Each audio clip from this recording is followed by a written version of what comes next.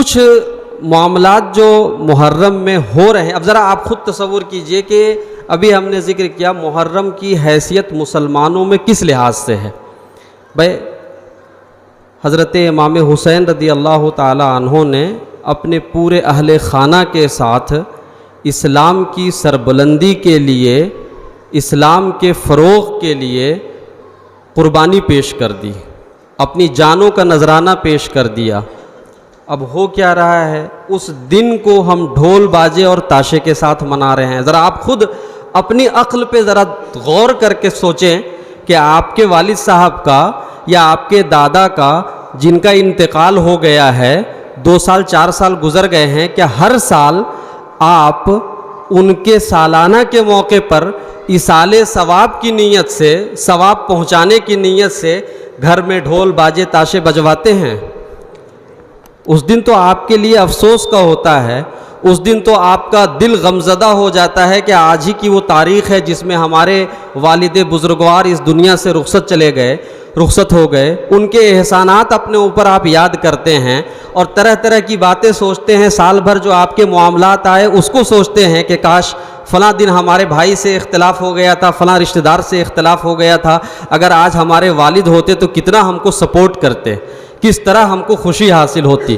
تو اپنے والد کی اچھائیوں کو، اپنے والد کی قربانیوں کو اور اپنے والد کے بارے میں آپ یاد کرتے ہیں، لیکن آج ہمارا عمل کیا ہو گیا ہے؟ جنہوں نے صرف اور صرف اسلام کی سربلندی کے لیے، جنہوں نے صرف اور صرف اشاعت اسلام کے لیے اپنی جان قربان کر دیا، ان کا جب سالانہ موقع آتا ہے تو ہم ڈھول تاشے باجے لے کر کے گلیوں میں نکل جاتے ہیں جیسے کوئی خوشی کا مقام ہو، کوئی خوشی کا دن ہو۔ تو کیا کوئی صاحب عقل، کوئی عقل مند شخص اس کو صحیح کہہ سکتا ہے کہ ایسے دن میں ہم ڈھول تاشے باجے بجائیں؟ اولاً تو ڈھول تاشے بجانا شریعت میں یوں ہی ناجائز و حرام ہے۔ ایسا نہیں ہے کہ ڈھول تاشے بجانے کی اجازت ہے، عام دنوں میں آپ بجا سکتے ہیں، عام دنوں میں بھی یہ بجانا ناجائز ہے۔ اب ایسے موقع پر خاص 10ویں محرم کو حضرت امام حسین رضی اللہ تعالی عنہ کی شہادت کے موقع پر آپ اس طرح کے عمل کریں اور آپ یہ چاہیں کہ نہیں ہمیں اس کی پوری اجازت دی جائے کیونکہ ہماری عقل، ہمارا قلب اس سے سکون پاتا ہے، تو اب علماء کرام تو ایسا نہیں کر سکتے نا کہ ناجائز و حرام کو بھی آپ کے لیے جائز اور حرام کر دیں۔ یہ ہمارے اختیار میں ہے ہی نہیں سرے سے کہ ہم کسی حرام چیز کو حلال کر دیں، ناجائز چیز کو جائز قرار دیں۔ جو کتابوں میں علماء کرام نے ذکر کیا ہے ہم انہی باتوں کو آپ کے سامنے پیش کر دیتے ہیں۔ انہی معاملات میں سے ایک اور معاملہ ہے فرضی قبر کا۔ حضور اعلیٰ حضرت علیہ رحمت و رضوان سے اسی تعزیے کے بارے میں سوال ہوا۔ یہ مسئلہ تھوڑا سا اچھے ڈھنگ سے آپ لوگ سمجھ لیجئے گا۔ تو حضور اعلیٰ حضرت علیہ رحمت و رضوان نے فرمایا کہ اصل تعزیہ جو صرف روضہ امام حسین رضی اللہ تعالی عنہ کا نقشہ ہے، اس نقشے کو اگر کوئی بنا کر کے محبت میں اپنے گھر میں رکھتا ہے تو یہ جائز امر ہے، کوئی ناجائز امر نہیں ہے۔ مثال کے طور پہ آپ اس کو دیکھیے، آپ کے موبائل میں مدینہ شریف کی تصویر ہے، کعبہ شریف کی تصویر ہوتی ہے، گھروں میں بھی آپ تصویریں لگائے رہتے ہیں آج کل باضابطہ خوبصورت فریم کر کے، اور کبھی روضہ امام حسین کی بھی تصویر آپ لگائے رہتے ہیں اپنے گھروں میں۔ کیا آپ کے علاقے کے یا کہیں کے کسی عالم نے آپ کو کہا کہ اس کو جلدی سے اتارو، یہ ناجائز ہے، ایسا مت کرو؟ کسی نے نہیں کہا۔ اسی حد تک یہ جائز تھا کہ ہم تعظیم کے طریقے پر حضرت امام حسین رضی اللہ تعالی عنہ سے محبت اور عقیدت کے اظہار کے طریقے پر اس کو بنانے کی اجازت دی تھی۔ پھر وہ میں یہ سمجھتا ہوں کہ یہ اجازت اس زمانے کے لحاظ سے ہے جبکہ تصویروں کا رواج نہیں تھا۔ آج تو آپ اس چیز کو اپنے اس دل کے تسکین کے لیے اپنے موبائل پہ آپ امام حسین رضی اللہ تعالی عنہ کا روضہ نکال کر کے دیکھ سکتے ہیں، اپنے گھر کے دیوار پہ لگا سکتے ہیں۔ وہ اس زمانے میں آج سے 100 سال پہلے، اگر چونکہ تصویروں کا اتنا رواج عام نہیں تھا، کچھ لوگ ایسے ہوتے تھے جو کسی کاریگری میں مہارت رکھتے تھے، تو آپ نے اجازت دی کہ اگر کوئی شخص بنا لیتا ہے، بنا کر کے اپنے گھر میں رکھتا ہے تو اس میں کوئی حرج کی بات نہیں۔ لیکن اس کے ساتھ جو معاملات ہم نے بیان کرنا شروع کر دیا اس کو خود اعلیٰ حضرت علیہ رحمت و رضوان نے ناجائز و حرام فرمایا ہے۔ اب اس ذرا تصور کیجئے وہ ایک تعزیہ نما بناتے ہیں اور اس میں 2 قبریں بنا دیتے ہیں. کیا وہ قبر ہے؟ حضرت امام حسین رضی اللہ تعالیٰ عنہ کا نقشہ جو اصل قبر ہے وہ تو عراق میں ہے، کربلا میں. اب اس کو ہم ایک فرضی قبر بنا دیتے ہیں اور فرضی قبر بنانے کے بعد اس کے ساتھ بالکل اصل کا ساتھ معاملہ کرنے لگتے ہیں. وہاں جا کر کے تعظیم و توقیر کرتے ہیں، وہاں جا کر کے فاتحہ پڑھتے ہیں، ان سے جا کر کے مدد طلب کرتے ہیں، اور یہ سب کچھ ایسا کرتے ہیں جیسے کہ یہ بالکل وہ روضہ ہو، اصل روضہ ہو. یہ ہماری طرف سے زیادتی ہوئی اور اس زیادتی کو ہم نے اپنے ایمان کا حصہ بنا لیا. اب اگر کوئی صاحب علم اسی حضور اعلیٰ حضرت علیہ رحمت و رضوان کا حوالہ دے کر کے آپ سے اس طرح کی جب کوئی بات کہتے ہیں تو اچھا نہیں لگتا اور عقل کے خلاف محسوس ہوتا ہے، دل کو سکون نہیں ملتا، اور اس کے بعد طرح طرح کے پروپیگنڈے اور طرح طرح کی کوششیں کی جاتی ہیں کہ اس طرح کی بات اور حق بیانی کرنے والے لوگوں کو ہی یہاں سے جدا کر دیا جائے. تو تعزیے کے معاملے میں جس قدر شریعت کی اجازت ہے اگر اس قدر آپ عمل کرتے ہیں تو کوئی حرج کی بات نہیں ہے. لیکن جو معاملات ہم نے اپنے طور پہ بڑھا لیے ہیں اور جو معاملات اس طریقے پر ہیں جو ناجائز ہیں، جن کو خود اعلیٰ حضرت علی رحمت و رضوان نے فتاوی رضویہ میں درج فرمایا ہے، اسی میں سے یہ ایک فرضی قبر والا بھی معاملہ ہے. تو اب آپ کے لیے 2 آپشن ہیں کہ بھائی یا تو آپ یہ سمجھیں کہ نہیں ہم تو 10 سال سے کرتے ہوئے آئے ہیں تو یہ جائز ہے اور یہ درست ہے، ہم تو کریں گے. اور دوسرا یہ ہے کہ بھائی علماء اہل سنت کہہ رہے ہیں، پھر وہ عالم دین جن کو مجدد کا خطاب ملا وہ کہہ رہے ہیں، جن کے بے شمار تصانیف ہیں، اعلیٰ حضرت علی رحمت و رضوان جیسی ذات کہہ رہی ہو اور دیگر علماء کی نقل کرتے ہوئے وہ کہہ رہے ہوں. تو اب یا تو آپ ان کی بات مانیں یا پھر اپنی عقل کی سنیں. اب اس کے اوپر واویلا مچانا اور اس کو یہ کہنا کہ نہیں یہ صحیح نہیں ہے، فلاں نے ایسا کیا، فلاں نے ایسا کیا، میں نہیں سمجھتا کہ یہ عقل سے لگتی ہوئی کوئی بات ہے. تو یہ اصل معاملہ ہے. ایسے ہی دیکھیے اسی موقع پر ہمارے نوجوان بہت اچھے انداز میں لاٹھیاں کھیلتے ہیں اور اپنی قوتوں کا، طاقتوں کا مظاہرہ کرتے ہیں، اور بہت ساری جگہوں پہ باضابطہ جو اکھاڑے ہوتے ہیں گورنمنٹ کی طرف سے ان کی اجازت ہوتی ہے کہ آپ فلاں دن فلاں راستے سے آپ جلوس کی شکل میں گزر سکتے ہیں. کسی بھی عالم دین نے اس کو بھی ناجائز نہیں کہا ہے. تو آپ بات سمجھنے کی کوشش کیجئے کہ اگر کوئی لاٹھی کھیل رہا ہے اس نیت سے کہ بھائی ہمارے اعضاء مضبوط ہوں گے، مشکل کے وقت میں، مشکل گھڑی میں کام آئیں گے، مصیبتوں میں ہمارے لیے سہارے کا انتظام ہو جائے گا، اگر یہ حسن نیت ہے تو یہ تو کار ثواب ہے. اگر آپ اس نیت سے لاٹھی کھیل رہے ہیں تو یہ جائز ہے، درست ہے. تو جو چیزیں ناجائز اور حرام ہیں اس سے بچیے، اور جہاں تک علماء کرام نے جواز کا فتویٰ دیا ہے، جس کو آپ کو کرنے کا اختیار دیا ہے، اگر آپ وہ کرتے ہیں تو اس میں پھر کوئی حرج کی بات نہیں ہے. ہم نے زبردستی یہ بنا لیا ہے کہ نہیں جو ہماری مرضی ہے وہ ہم کریں گے. اور ایک بہت معذرت کے ساتھ ایک بات میں ذکر کروں گا، دوسرے تمام معاملات میں تو علماء کرام کو آپ قیادت دے دیتے ہیں. جلسہ کرنا ہوگا، امام صاحب کن کو بلانا ہے، کون نعت خواں آئیں گے، پیر صاحب کون آئیں گے، کیسے کیسے کیا ہوگا، آپ نے قیادت دے دیا. ربیع الاول شریف کا جلوس نکلنا ہے، آپ نے ان کو قیادت دے دیا. لیکن محرم کے جب معاملات آئیں گے، اس طرح کی جو باتیں آئیں گی، تو امام صاحب کو تھوڑا بھی سائڈ رکھیے.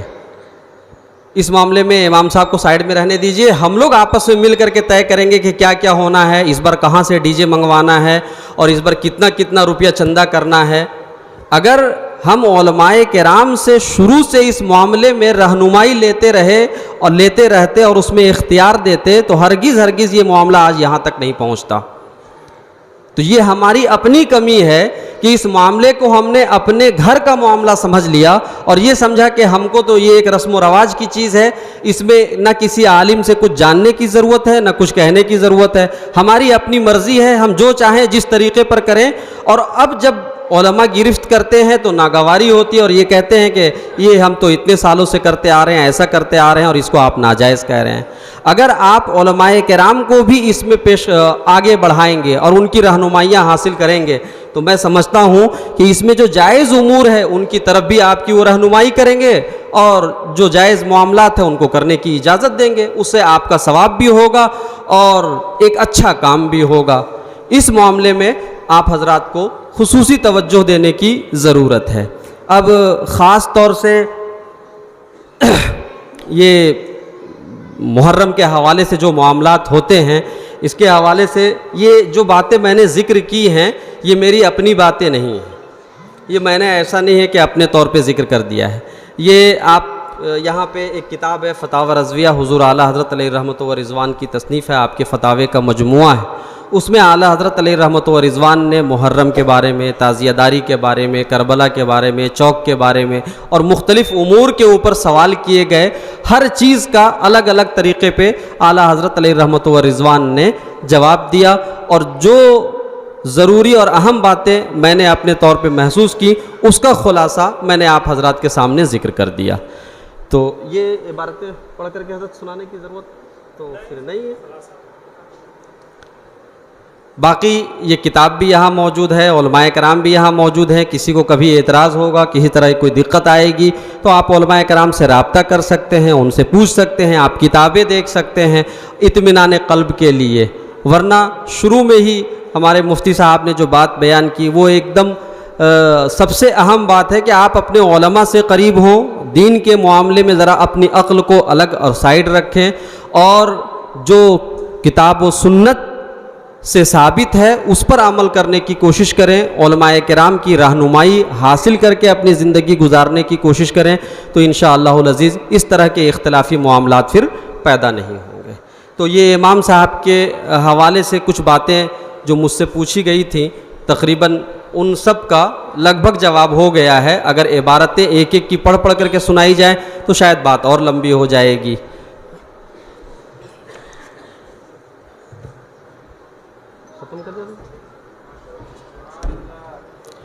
یہ تقریباً امام صاحب کے حوالے سے جو باتیں تھیں اس میں 5-6 باتیں آئی تھیں ہمارے پاس، ان سب کو میں نے ذکر کر دیا ہے، اور اب انشاءاللہ آج کی مجلس میں ہم سب کے کرم فرما اور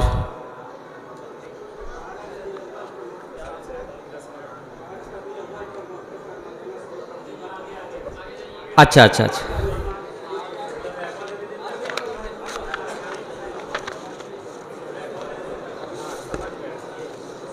ٹھیک ہم سمجھ جی ہم لوگ مدینہ شریف گنبد میں اور گاڑیوں میں سجا کر کے جلوس کے شکل میں ہم لوگ جاتے ہیں، اور حضور کا یاد میں ہم لوگ جو ہے اس کے پیدائش کا ذکر کرتے ہیں، وہ کیسے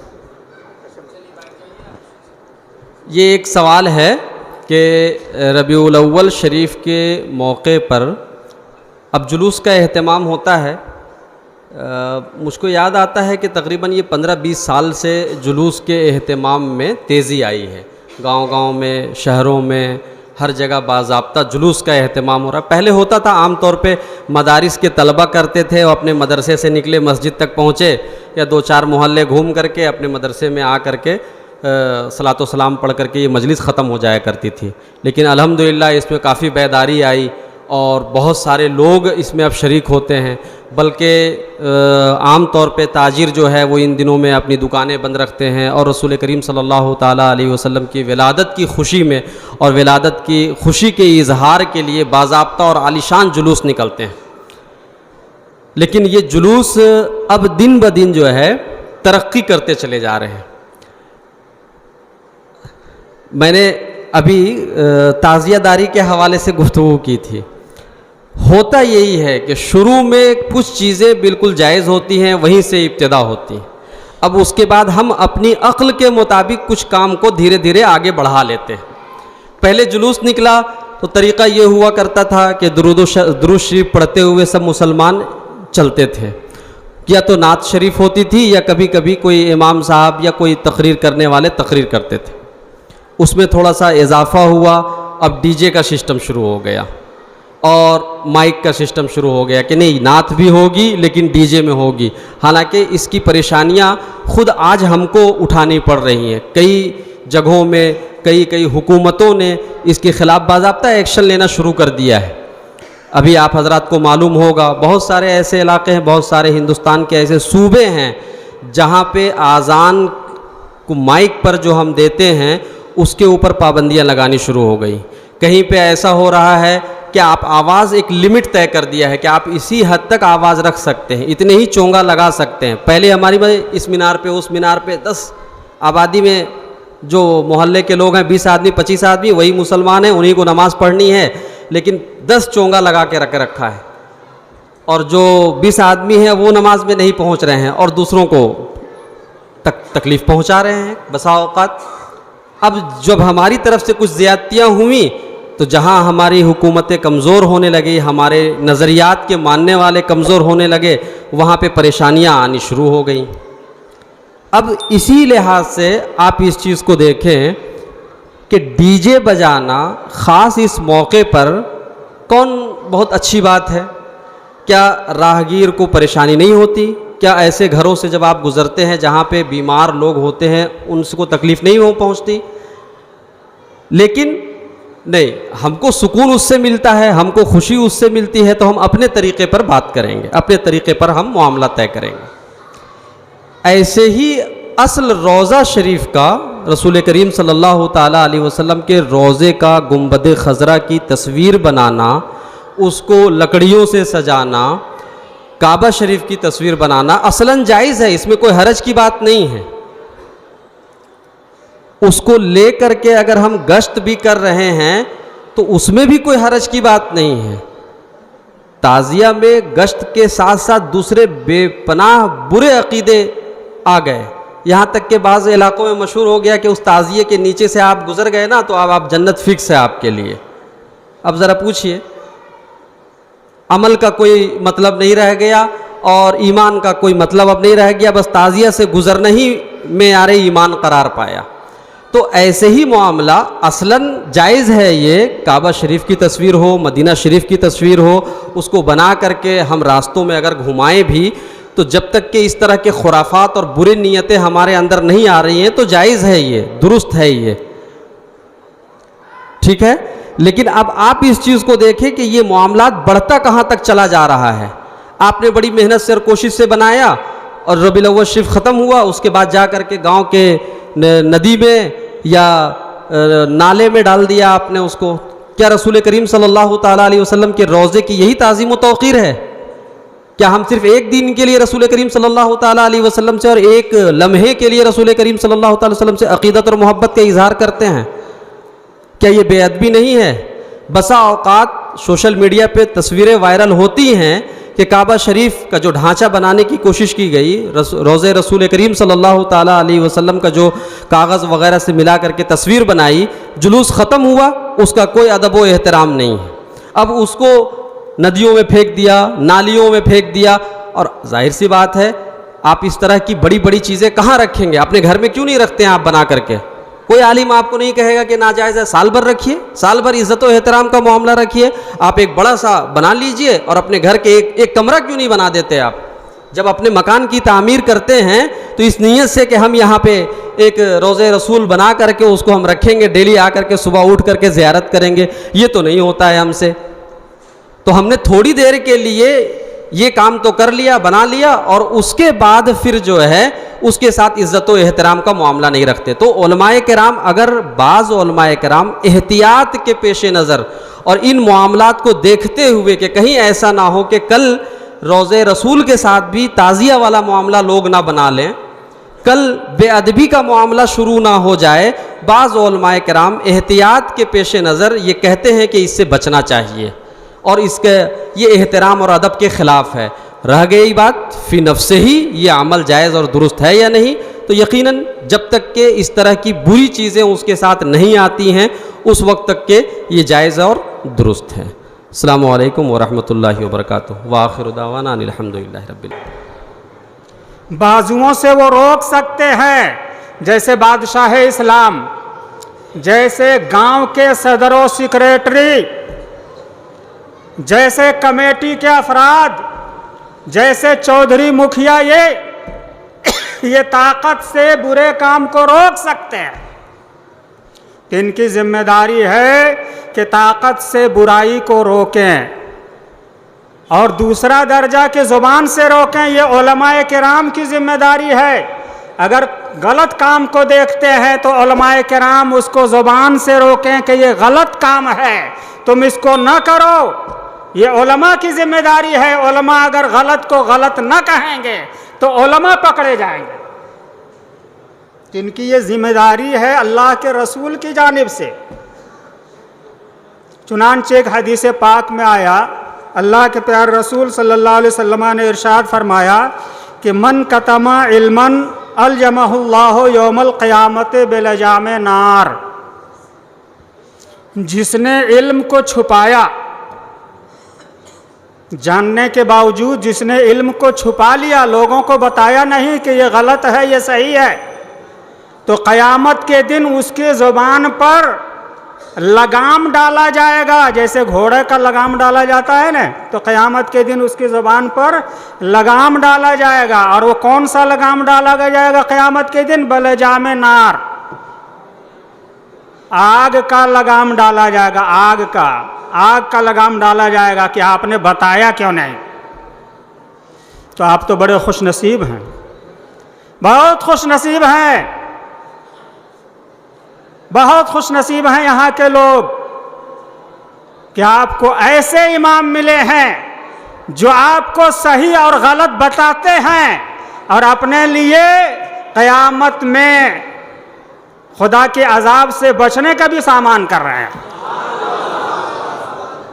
ऐसा इमाम, ऐसा आलिम अगर मिलता है जो हक को हक कहे, सही को सही कहे, गलत को गलत कहे, तो वही इमाम है। ऐसा ही इमाम हर गांव में होना चाहिए। आपने क्या समझ रखा है कि इमाम का मतलब होता है हाकिम। हमारा वो हाकिम है।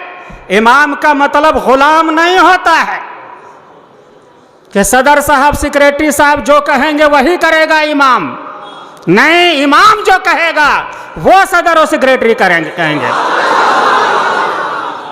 ये शरीयत का हुक्म है, ये अनवर निज़ामी की बात नहीं है, ये अल्लाह के रसूल की बात है, अल्लाह की बात है, उसका हुक्म है। अभी आपने हमारे उलमाए कराम से सुना ने कि अगर तुम नहीं जानते हो तो जानने वाले से पूछो।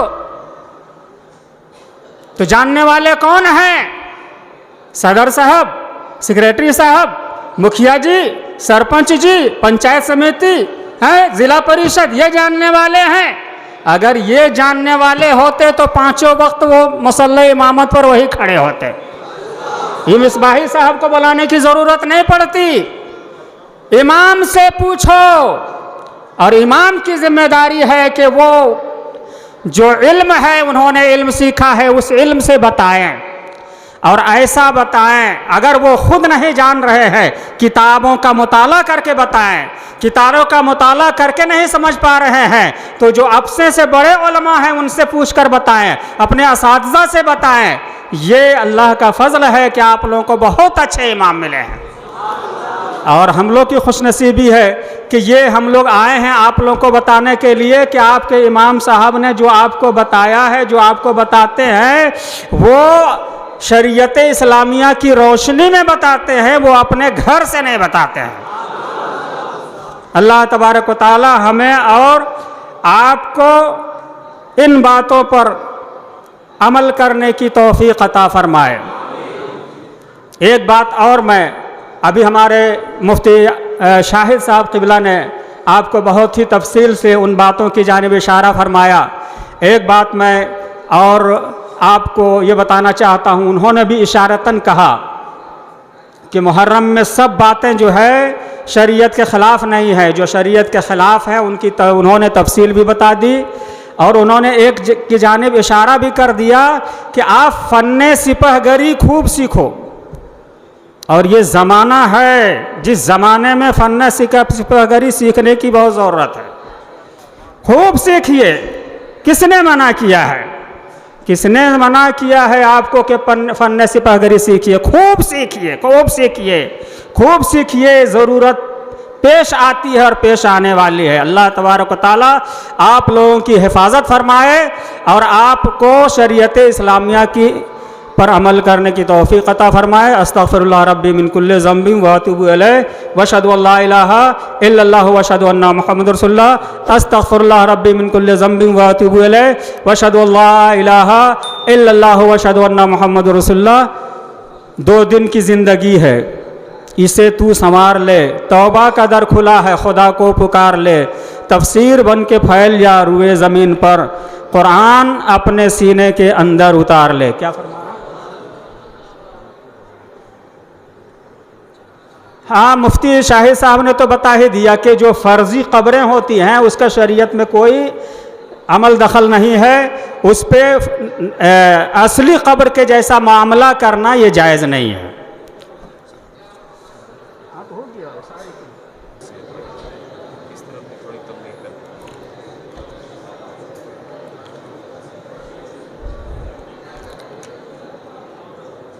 मुहर्रम शरीफ के मौके पर जो मुख्तलिफ़ तरह के मरासिम अदा किए जाते हैं उसके हवाले से बहुत तफसील से मैंने बातें रख दी। एक बात ये मालूम हुई कि ख़ास इस इलाक़े में बाज़ाब्ता मज़ार की शक्ल में करबला की तामीर की गई है कि एक इमारत है और उसमें बाज़ाब्ता 2 क़ब्रें बना करके रखी गई हैं जिनको हम फ़र्ज़ी क़ब्र कहते हैं। ज़ाहिर सी बात है वहाँ हज़रत इमाम हुसैन रदी अल्लाह ताला अन्हु मदफून तो हैं नहीं वहाँ पे। एक ज़ाब्ता और कायदा भी बयान कर दिया गया कि अगर कोई क़ब्र फ़र्ज़ी है, यानी जिस क़ब्र के बारे में हमको मालूम है कि इसके अंदर किसी मुसलमान की लाश नहीं है, जनाजा वहाँ नहीं है, मय्यत नहीं है किसी क़ब्र के अंदर, तो इस तरह की क़ब्रों को हम फ़र्ज़ी क़ब्र कहते हैं। मिसाल के तौर पे इसी इलाके में कहीं पे या अपने घर के आंगन में या कहीं भी गड्ढा खोद दिया आपने और उसके बाद उसको जिस तरह क़ब्र बनाते हैं क़ब्र बना दिया और उसके साथ फिर असल जैसे मामलात करना शुरू कर दिया। जैसे किसी बुज़ुर्ग का क़ब्र है, यानी उसके ऊपर चादरें चढ़ा रहे हैं, मन्नतें मांग रहे हैं, मर्द औरत हाजिर हो रहे हैं, फ़ातिहा पढ़ रहे हैं। जैसे आप हुज़ूर ख्वाजा गरीब नवाज़ रदी अल्लाह ताला अन्हु के मज़ार पे जाते हैं या किसी और बुज़ुर्ग के मज़ार पे आप जाते हैं तो वहाँ बाज़ाब्ता वो उन हज़रात की क़ब्रें हैं, ऐसा नहीं कि एक फ़र्ज़ी चीज़ है। तो इस तरह अगर कहीं भी हम फ़र्ज़ी क़ब्र बना लें अपने तौर पर, चाहे वो करबला के नाम पे बनाएं, चाहे हुज़ूर गौसे पाक रदी अल्लाह ताला अन्हु की क़ब्र के नाम पे बनाएं, चाहे हम किसी और बुज़ुर्ग हस्ती के नाम पे बनाएं, तो ऐसी सूरत में वो क़ब्र फ़र्ज़ी क़ब्र कहा जाएगा। और फ़र्ज़ी क़ब्र के साथ असल का मामला करना, वहाँ जाना, मन्नतें मानना, चादर चढ़ाना और दिगर जो मामाल किए जाते हैं, ये सब के सब नाजायज़ और गुनाह के अमल होंगे। इसलिए इस तरह के जो फ़र्ज़ी करबला बना करके रखा गया है, हरगिज़ उनके साथ असल जैसे मामलात ना किए जाएं। मैंने बहुत तफसील से एक बात बताई थी कि धीरे धीरे बाद में कुछ चीज़ें अक़ीदे का शक्ल इख्तियार कर लेती हैं और आज भी बाज़ बदमज़हब किस्म के लोग जो हैं इसको अक़ीदे से जोड़ देते हैं और धीरे धीरे आपके जहनों में ये तसव्वुर डाल दिया जाएगा कि नहीं, यही इमाम हुसैन रदी अल्लाह ताला अन्हु की क़ब्र है। अगर आप इसको सही नहीं मानते हैं तो गोया कि आप मुसलमान भी नहीं हैं। तो ये धीरे धीरे मामलात बढ़ते बढ़ते इस हद तक चले जाते हैं। बाज़ लोग इस तरह के दावे करने लगते हैं और उस पर फ़र्ज़ी दलीलें पेश करने लगते हैं। इसलिए बहुत वजाहत के साथ कि बाज़ाब्ता इमारत बनाना, इमारत बना करके वहाँ क़ब्र बनाना, क़ब्र की अलामतें बनाना और उस फ़र्ज़ी क़ब्र में जहाँ पे कोई लाश नहीं है, जहाँ कोई जनाजा नहीं है اب اس فرضی قبر کے ساتھ بالکل اصل جیسے معاملات کرنا، فاتحہ پڑھنا، چادر چڑھانا، وہاں دیگر معاملات انجام دینا، یہ سب کے سب شریعت کے خلاف ہے اور ناجائز ہے۔ اس سے بچنے کی آپ تمام حضرات کو تنبیہ کی جاتی ہے۔ اور حضرت مفتی صاحب نے آخر میں ایک بڑی پیاری بات کہی کہ ہر انسان کے لیے گناہوں سے بچنے کے الگ الگ معیار ہیں، تو اگر آپ اس پہ لڑ نہیں سکتے، کچھ نہیں کہہ سکتے، تو کم از کم یہ مسلمان ہونے کے ناطے آپ پر ضروری ہے کہ جو شریعت کا مسئلہ بیان کیا گیا اس پر آپ ایمان رکھیں، اس کو درست جانیں، اور اس طرح کے جو معاملات فرضی قبر والے معاملات ہیں اس کو دل سے برا جانیں۔ وما علینا الا البلاغ۔ السلام علیکم ورحمۃ اللہ۔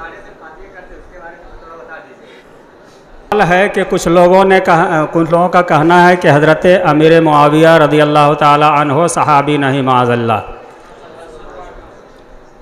پہلے تو آپ یہ سمجھیے کہ صحابی کسے کہتے ہیں۔ جب آپ کو سمجھ میں آ جائے گا کہ صحابی کون ہوتے ہیں تو آپ خود جواب دے لیجئے گا، کسی عالم سے پوچھنے کی ضرورت نہیں پڑے گی۔ تو اس معاملے میں سنیے غور سے۔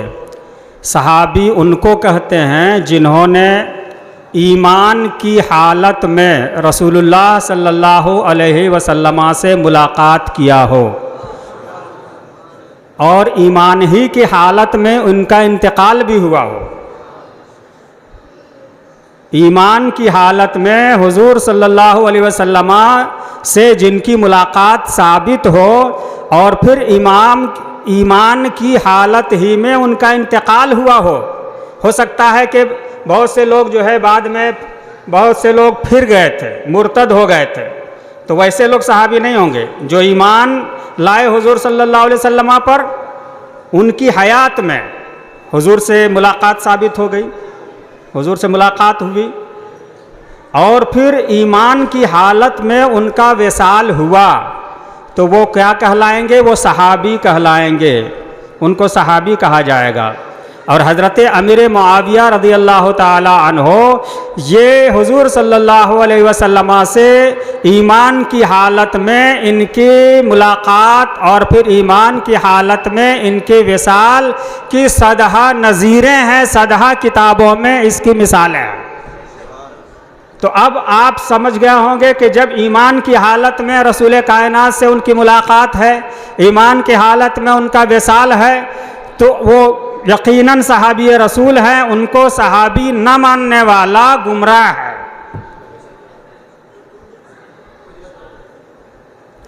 آپ کے سوال کا جواب ہو گیا۔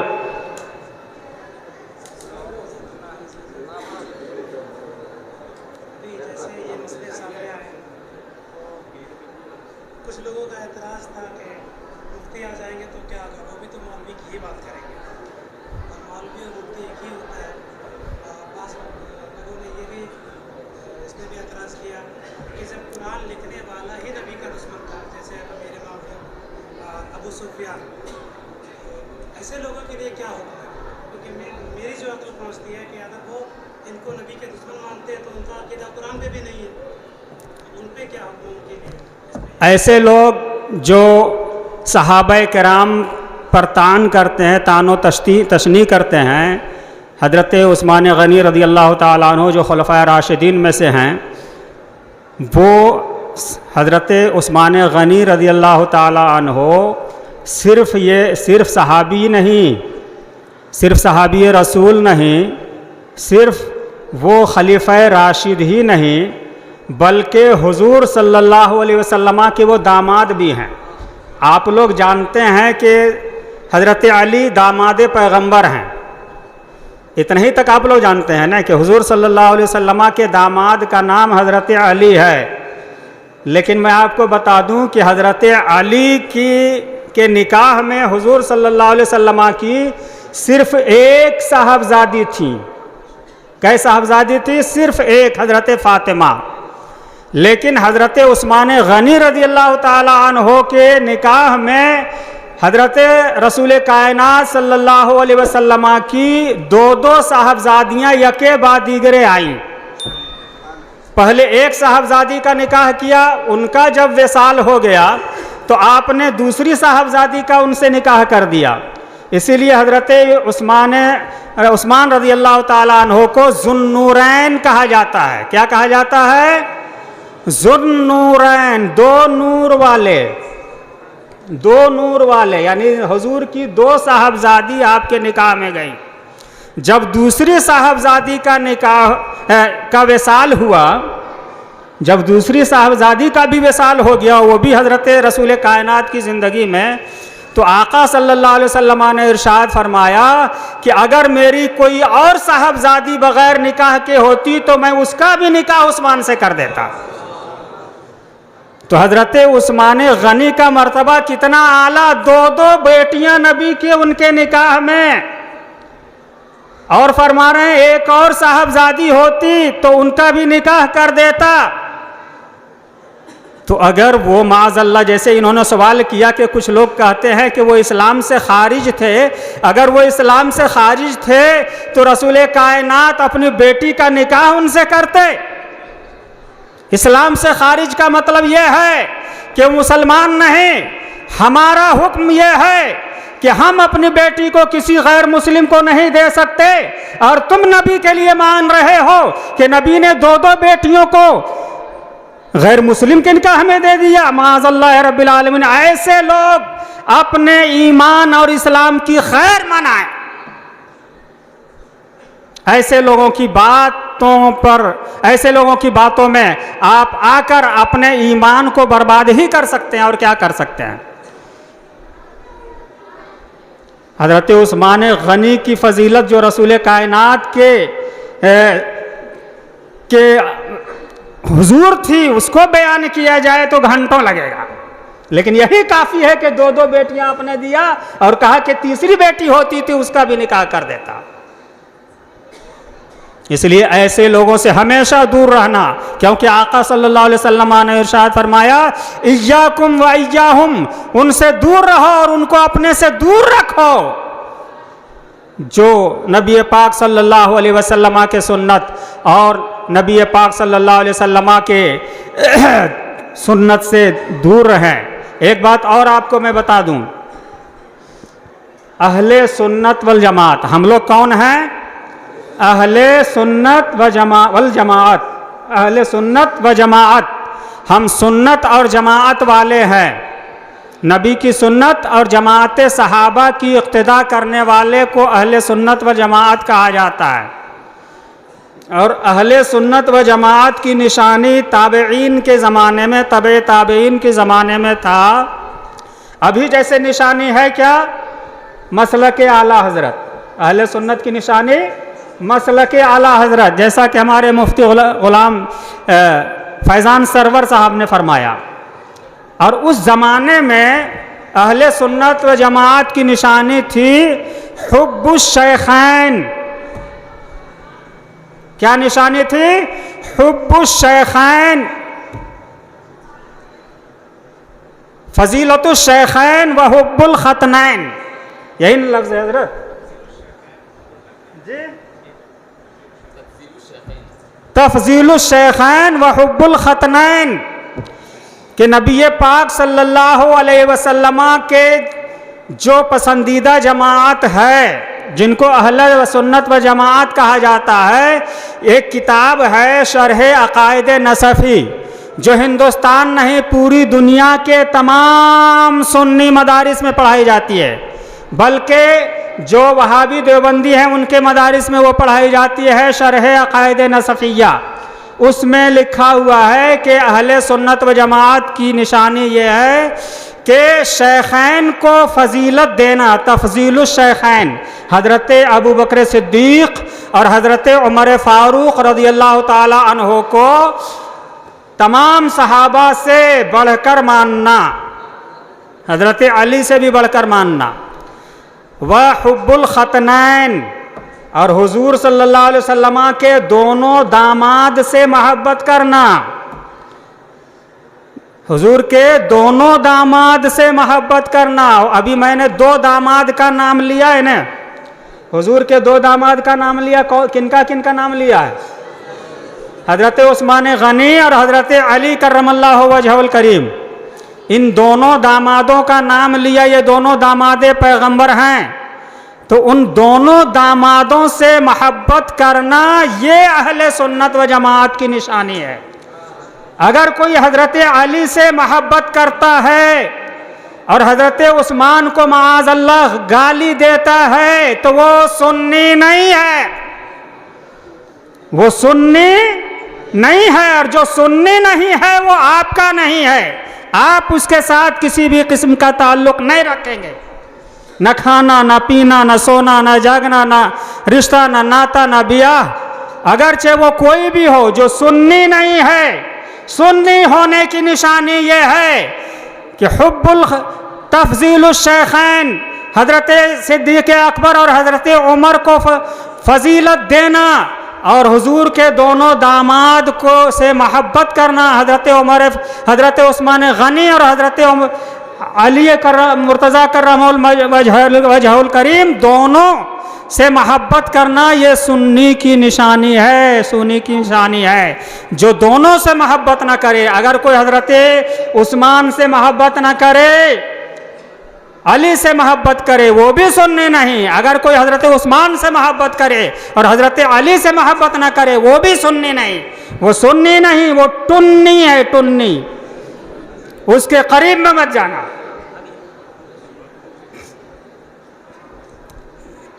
ٹھیک. اللہ تبارک و تعالی ہمیں ان باتوں پر عمل کرنے کی توفیق عطا فرمائے. ہمیشہ دماغ میں نہیں رکھیے گا, علماء سے پوچھ لیجئے گا. میرا بھی نمبر علماء کے پاس ہے, مفتی فیضان سرور کا نمبر ہے, مفتی شاہد صاحب کا نمبر ہے, مفتی عالم نوری صاحب کا نمبر ہے, علماء ایک جو علاقہ ہے ان کے پاس نمبر ہے. لیجئے, ان سے رابطہ کیجئے, انشاءاللہ العزیز آپ کو قرآن و حدیث کی روشنی میں جواب دیا جائے گا. السلام علیکم. حضرات, میں اپنے تمام علماء کرام کا شکریہ ادا کرتا ہوں, یہ حضرات تشریف لائے. دیکھیے, ایک ہی محفل میں ساری علمی تشنگی بجھائی نہیں جا سکتی ہے, اس لیے اگر کوئی بھی مسئلہ ہو, حضرت نے کہا میرا نمبر لے لیجئے, مفتی شاہد صاحب کا, مفتی فیضان سرور صاحب کا نمبر لے کر کے ذہن میں کوئی بھی خدشہ پیدا ہو, خلجان پیدا ہو, آپ ان حضرات سے رابطہ کر سکتے ہیں. چونکہ اپنے مہمانوں کو ہم نے ناشتہ تک نہیں کروایا ہے اور وقت کتنا ہو چکا ہے آپ محسوس کر سکتے ہیں, اس لیے بلا تاخیر کھڑے ہو کر کے سلام پڑھیے. مصطفیٰ